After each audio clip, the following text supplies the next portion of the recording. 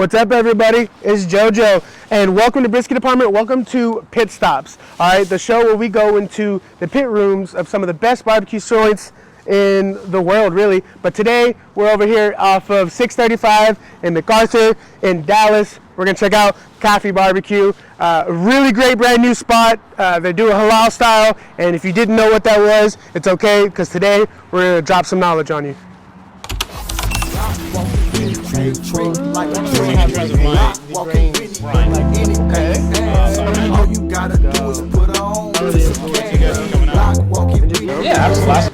So I'm doing about 30 briskets a day. Woo! And then Strong, my man. Heck yeah. The 30 briskets a day, and then for the ribs, it kind of depends. So Yeah. I've been monitoring it. I mean, this is my 5th week, so like, Right. it's not like I have a lot of data. But I tend to sell a lot more back ribs on Saturdays for some reason, and a lot more dino ribs on Sundays. So I just kind of mix it up.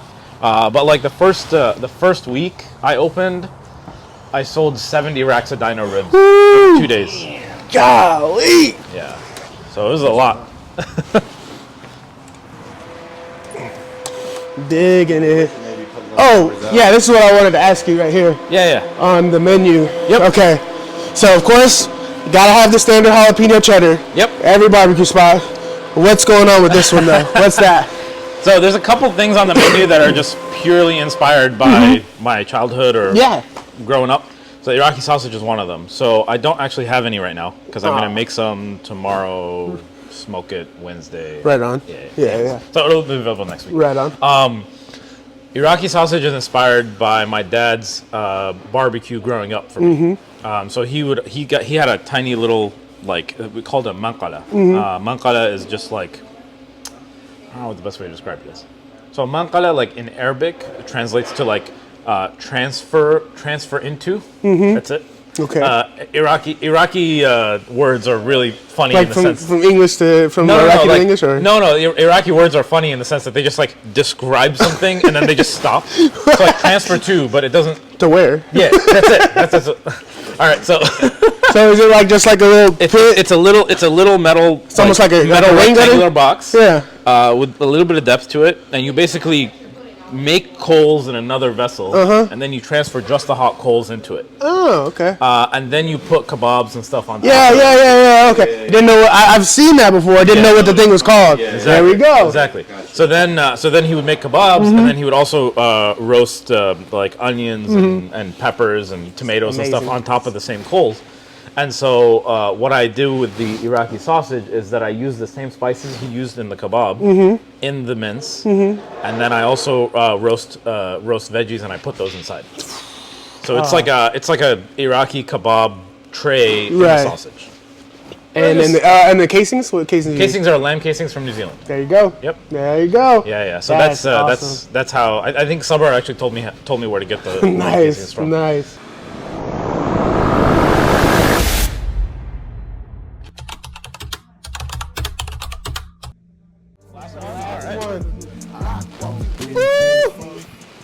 What's going on, guys? What's going on? Hi, good morning. I'm JoJo. Nice to meet you guys. So what is this right here? Right now I'm doing the cardamom banana pudding. We had already made the pudding. Right. And the cookies. We just assembled all of the cups for This looks amazing. Get in there. Push me out of the way, dog. Yeah. See, look, I'm knocking stuff over. See? So we make the cookies here too. Right? Yeah. I'm guessing that's them right there? Yeah. What's going on, brother? Cool, man. Cool. Look at that. Look at this, bro. This doesn't look like any banana pudding I've ever seen. So bro. the thing that's interesting about the pudding, by the way, is my recipe for it. It's kind of a hybrid between a French custard and an Iraqi dessert. In terms of how to make it. The Iraqi dessert is called muhallabiya.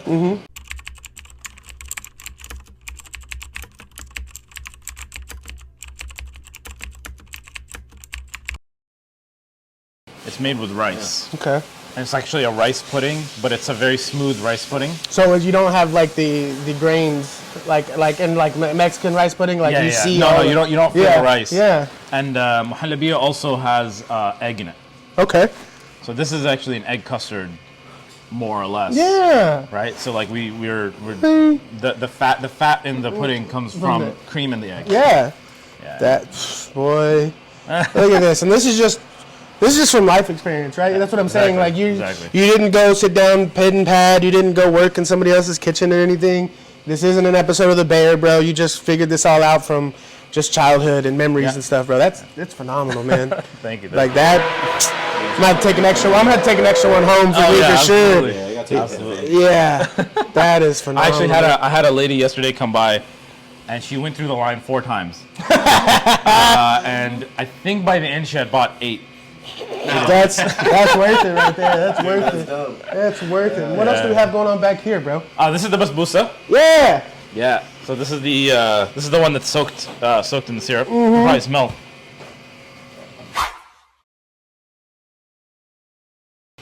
Yeah. Smell the rose. Smell it. Get in. Smell it. All right, cool. Yeah, dude. And then this is the cornbread, jalapeno cheddar cornbread. Jalapeno cheddar cornbread. Yep. Yes. Just gonna cut Even it down. soaking the beans in the back. Soaking the beans in the back. We're gonna make a new batch. All right. Here we go. Somebody hands me a boat. I'm gonna eat what's inside that boat.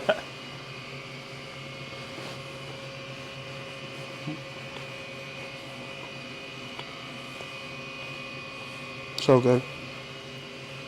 Like you said, you love when people shut the hell up. That's what I did. Exactly.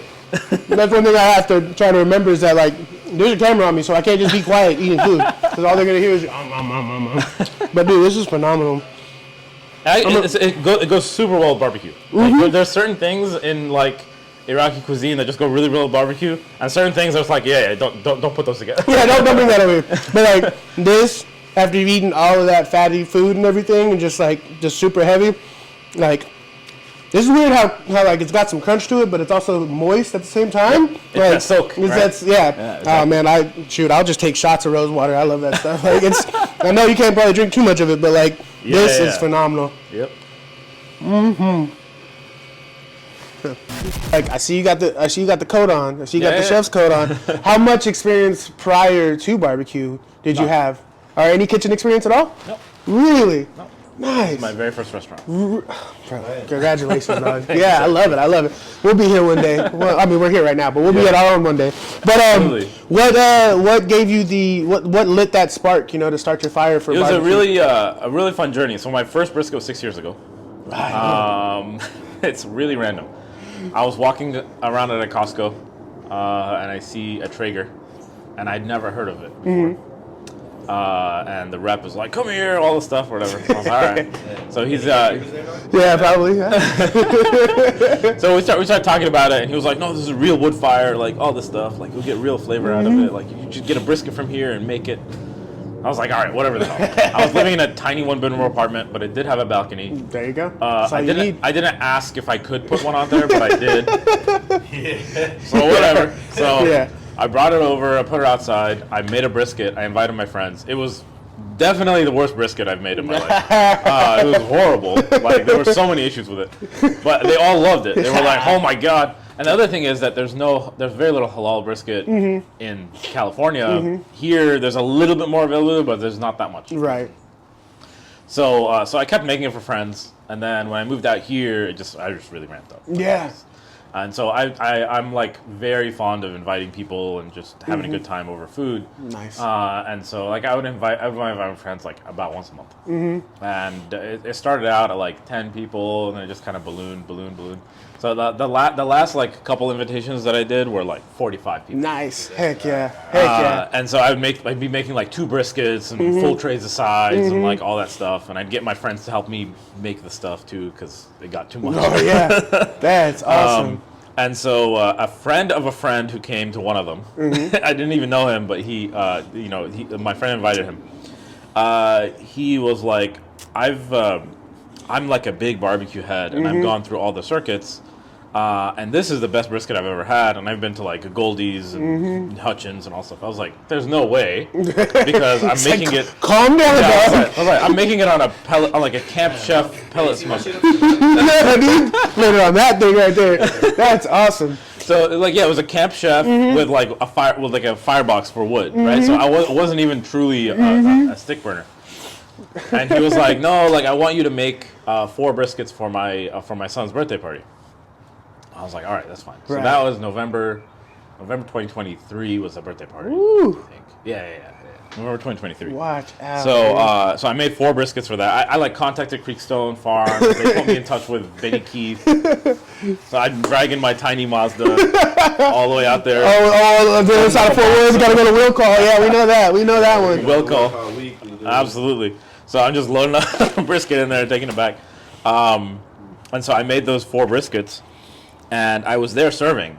And so I served. There was 100 people at the party. It was a huge birthday party. Yes. And I'm like serving to people, and they're all like shocked because they're like, halal brisket, like what's going on, like all this stuff, like you made it. We yourself. can do this. Like we're good.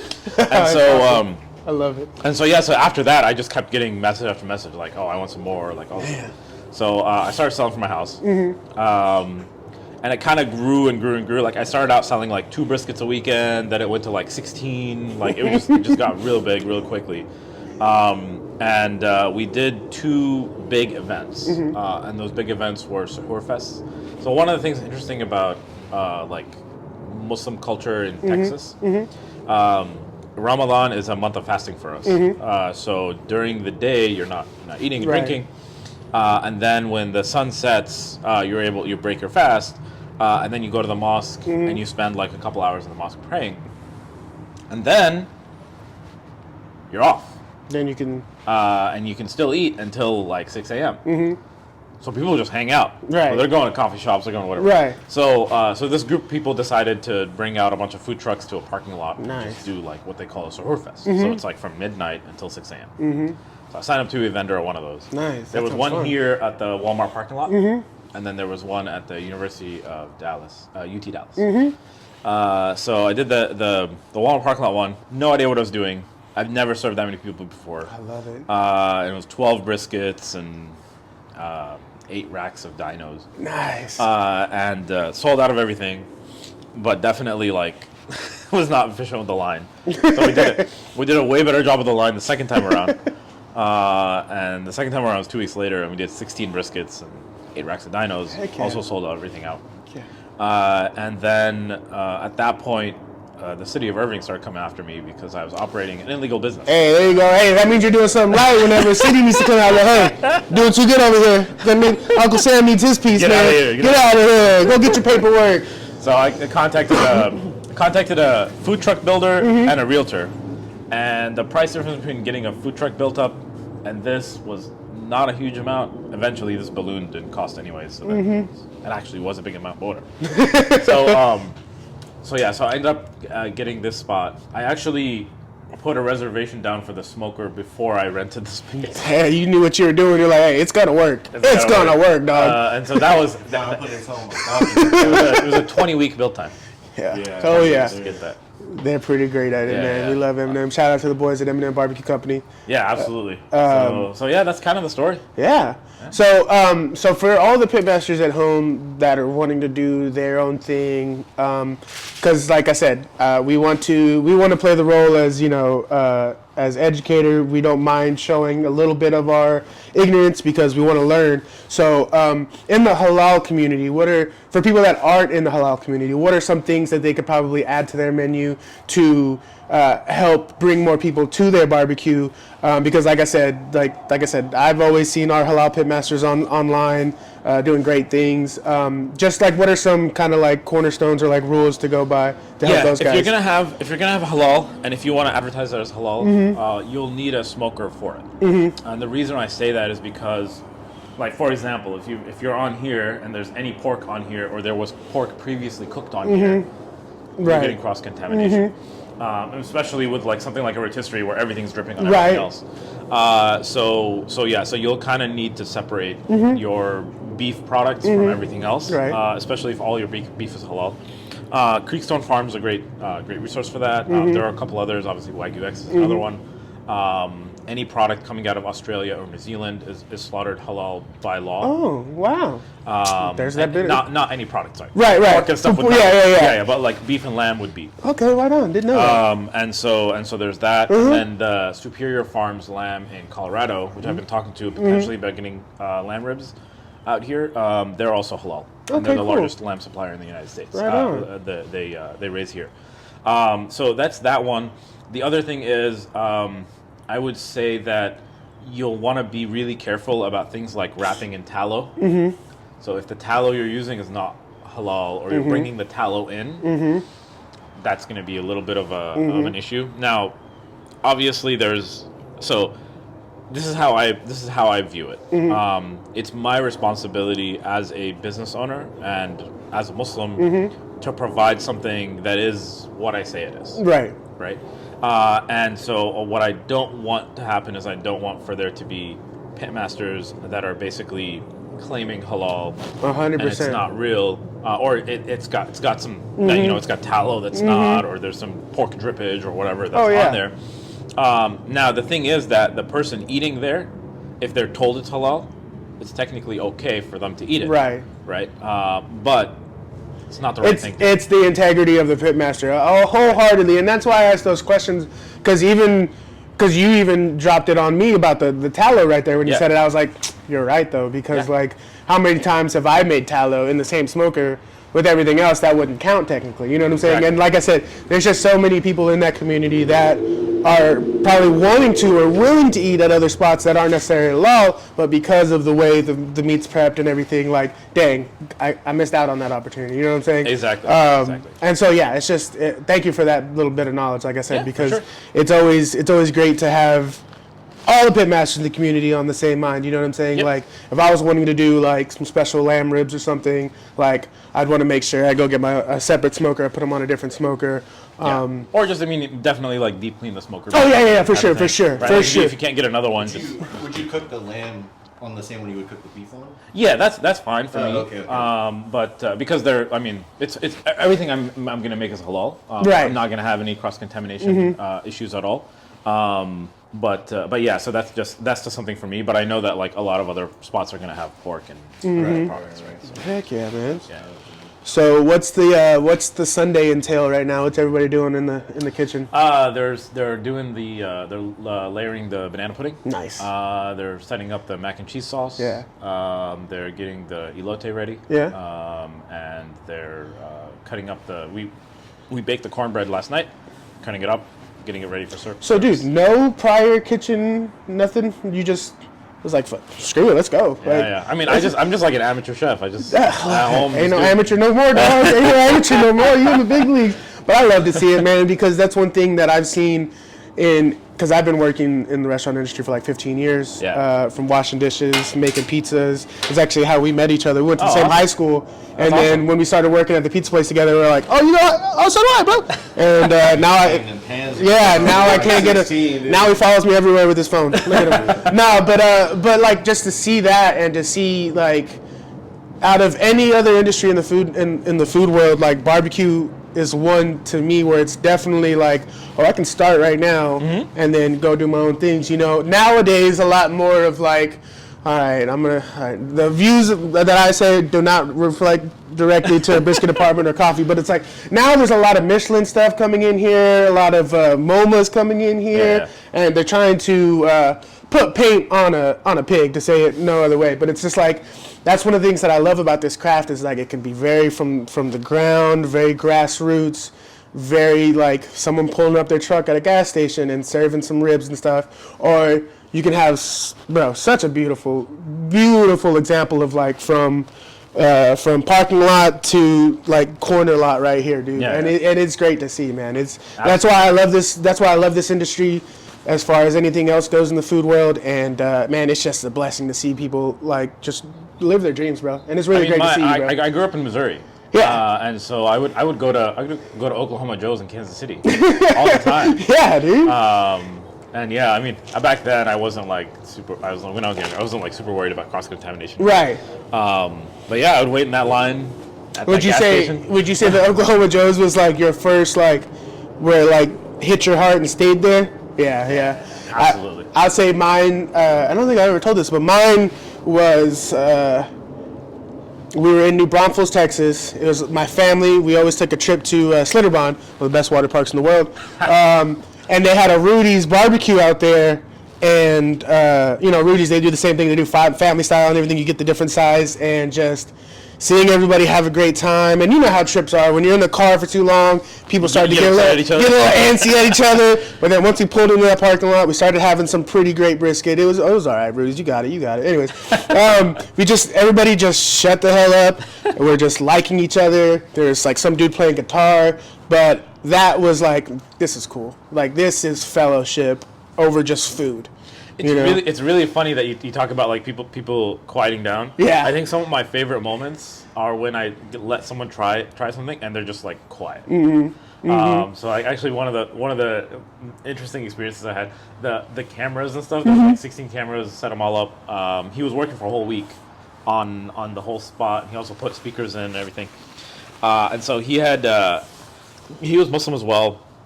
And he had his experience with halal brisket was not that great, and so he was like, "Oh, let me try this, whatever." So I had an extra brisket, so I cut some up for him, and I let him try it, and he was literally quiet for 5 minutes. He didn't say anything, and I was like, "What's going on, bro? What's going on?"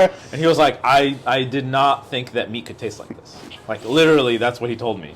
And so like those are my favorite moments when like I'm able to like give someone a little bit of a transformational experience through food. Oh, dude, 100%. Speaking of that, talking about the guy installing stuff, where do you see we're getting extra niche here, right? Because we're talking about barbecue, now we're going to talk about halal barbecue.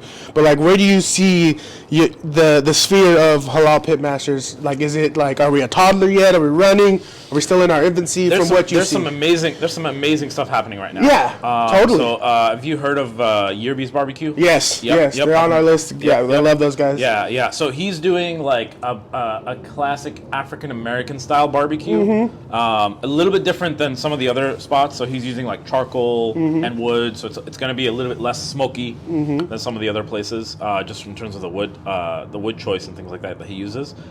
His sides are going to be like very classic African American sides. He does his meatloaf, which is amazing. Oh man, I've been trying to get that meatloaf for the past 2 years, dude. That's phenomenal. And they're making their own links and stuff. And their links are, again, it's a very different style of link, and it's all halal, which is amazing, right? So you can try everything for this like very classic African American style barbecue spot that happens to be halal. And that's kind of how I'm gonna describe this scene. Is that it's kind of like happens to be halal is kind of what I believe the direction of halal barbecue needs to head to, in the sense that like you're trying to do something, and at the same time you're going to make sure that it's accessible to Muslims. But your purpose in doing it is not necessarily strictly that. Exactly. That's basically what I'm trying to, my side of the conversation whenever I say people who aren't halal that want to bring more people from the halal community to their spots and stuff.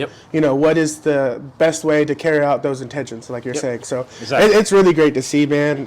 So there's Yerby's, and then there's Suburb Barbecue out in Fort Worth. Shout out the boy.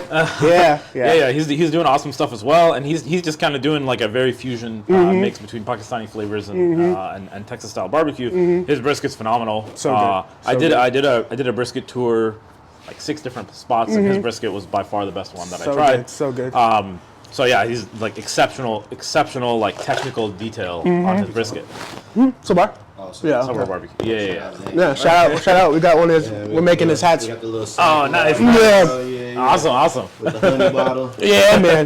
But so he's doing awesome stuff. The OG pitmaster is actually lives just down here. His name is Smokey D's. So he does catering.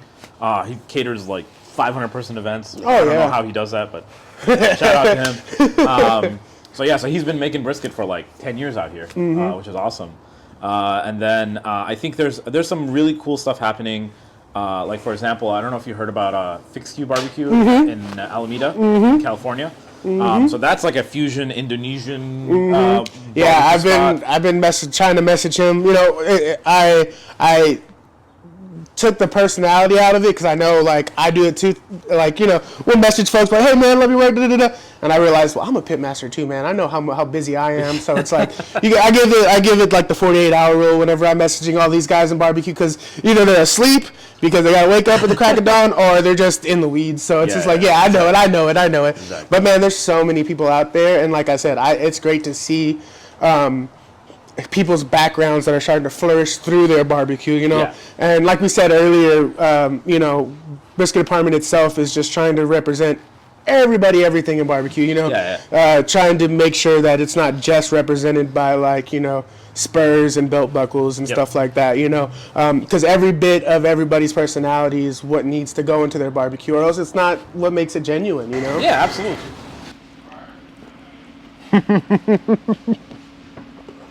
Bro, you saw that. But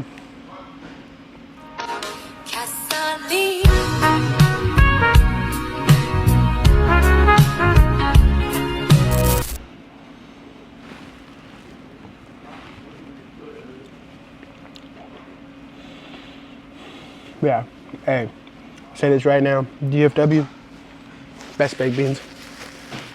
Best baked beans, DFW, hands down. I'm not gonna listen to anybody else in the comments. I have to shut the hell up. Phenomenal.